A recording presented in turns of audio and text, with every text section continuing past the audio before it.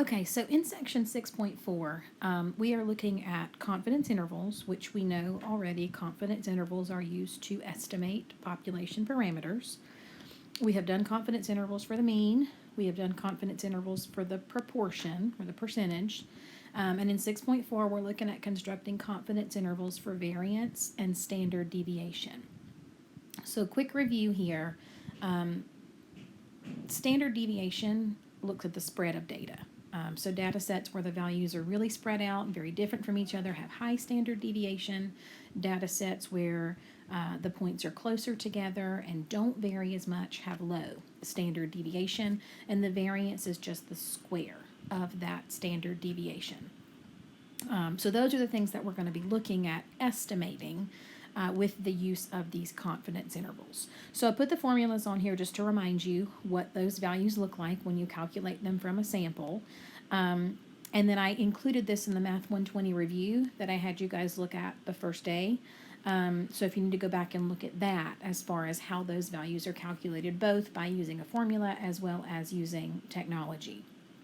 Because the variance and the standard deviation of the sample, this is what's going to be used as the point estimate, just like the sample mean x bar was used for the population mean, and just like the sample proportion p hat was used for the population proportion.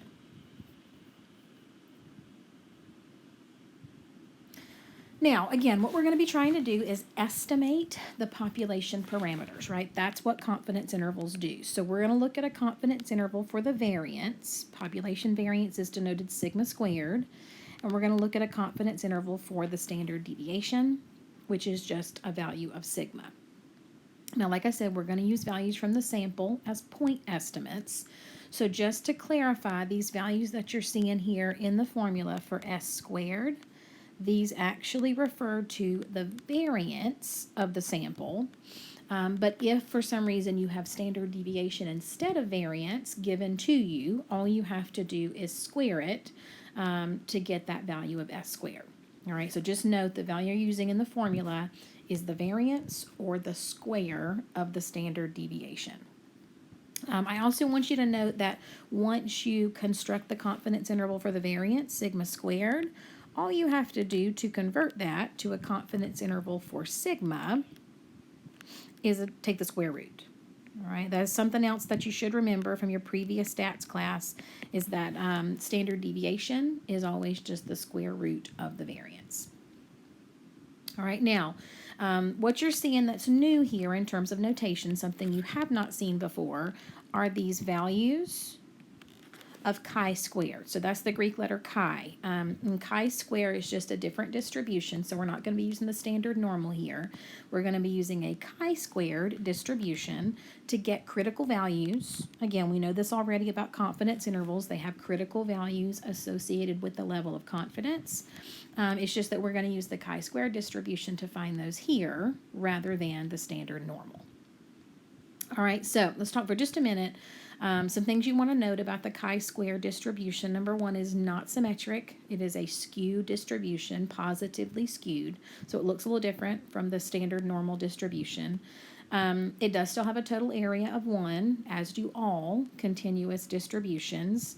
And then like the t-distribution, which chances are you saw that in your previous stats course, you do need degrees of freedom to work with the chi-squared distribution. And for what we're doing when we're estimating variance and standard deviation, the degrees of freedom that define the particular chi-squared distribution will always be n minus 1. All right, now your chi-square table looks like this, and I did post the chi-square table for you on the page in my stat lab for section 6.4. The things to note about the chi-squared distribution is that when you look up a value in the chi-squared table, you always look up an area to the right, and that's different from the standard normal, which always uses an area to the left. So we want to be careful about that, and then again, we want to remember that our degrees of freedom will always be sample size minus 1. So the first thing that I included for you here in the notes is just an example of finding critical values, because that is going to be a little bit different method from what you've seen with the standard normal distribution. So I sketched a skewed distribution here, positively skewed. to look at the chi-square distribution, I remembered that the level of confidence is always defined as the area.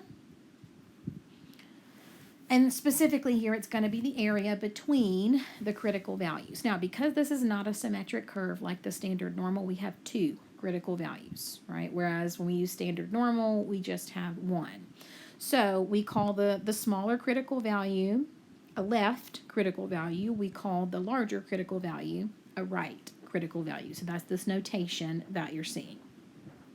So what I'm going to do when I need to find critical values from a chi-square distribution, just like I would do with the standard normal, I'm first going to define the area in between equal to whatever level of confidence I'm looking at for my interval, right? And you can see I did that right here. Then what I'm going to do, just like the standard normal, is I'm going to figure out the area in the tails of this curve, all right? And just like we did with the standard normal, I can find that area subtracting from 1 and dividing by 2. Now, because the chi-squared table looks at the area to the right, I'm actually going to be using that here to find the right critical value rather than the left. So whatever I get for the area in the tail of this curve, in this case of 0.05, that's what I'm going to take to my chi-squared table. And then using that along with my degrees of freedom, notice our sample size here is 30, so we have 29 degrees of freedom. I'm going to look at where those two things intersect, and that's going to tell me the critical value on the right side is 42.557. Now, all you have to do to get the other critical value, keeping in mind that the total area under the curve is 1, once you know the area to the right, then just go back to your table with the opposite of that. So if I've looked up 0.05, then to find the other critical value, I'm going to do 1 minus 0.05, and I'm going to look up 0.95. Same degrees of freedom, nothing's changing there, and that will give me the other critical value at 17.708.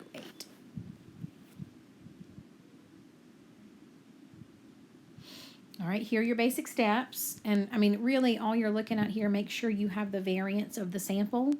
Make sure you can get your critical values, and then just plug everything into your formula.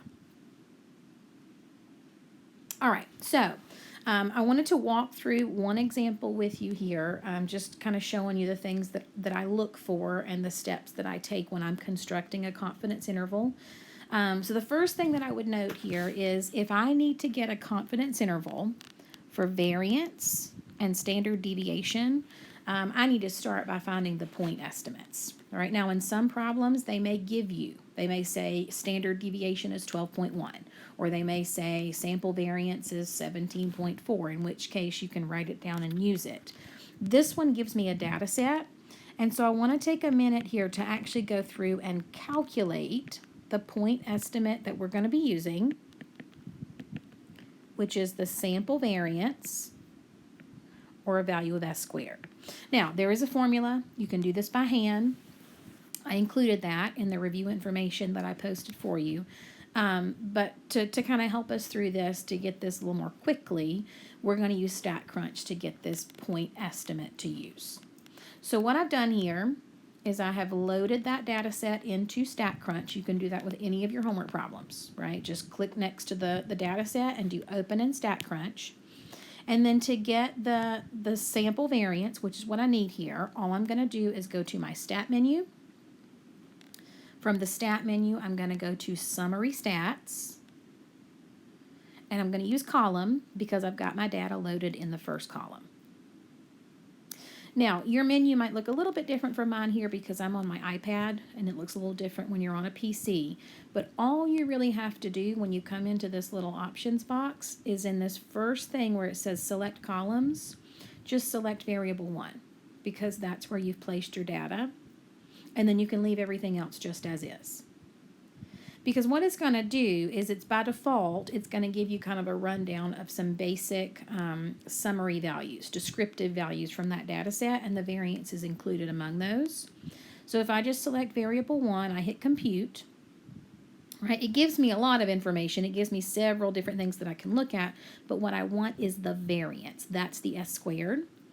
And so I'm going to take that variance here. I'm going to keep it out to 4 decimal places, one more than the original data. And I'm going to note that my variance of the sample is 0.0084. All right, so I'm going to pull that back over here. I got my point estimate. All right, the next thing I need is my critical values. And again, I've got a left and a right here. So I'm going to do a quick sketch. All right, here's my chi-squared distribution. All right, I'm going to sketch a little positively skewed curve. And I'm going to note that there will be a left critical value and a right critical value. And I'm going to take the level of confidence here, 95%, and I'm going to use that as the area in between. Now, to flip this and look at the area within the tails, right, just like I would always do, I'm going to subtract that from 1 and divide by 2. And just like my previous example, that's going to give me an area in the right tail of 0.025. Now, my degrees of freedom are 17 here. Sorry, my sample size is 17. I've got 17 values, so my degrees of freedom would be 1 less than that, or 16 degrees of freedom. All right, now that's all I need to find my critical values. So I'm just going to go to my chi-square table. And again, I uploaded this for you on the course page for section 6.4. But I'm going to look at the area in the tail that I just came up with, right? That was a 0.025, right? That was my 1 minus the level of confidence, divided by 2. I'm going to look at my 16 degrees of freedom, and that's going to give me a right critical value. So I'll pull the right one here of 28.845. Now remember, we need 2 critical values. So this is the right one. But all I have to do to find the left one is take the flip side of this, right? So I'm going to look at 1 minus what I just looked up, which is going to put me right here at 0.975. Same degrees of freedom, right? We're not changing that in any way. But my other critical value here, the left one, is going to be 6.908.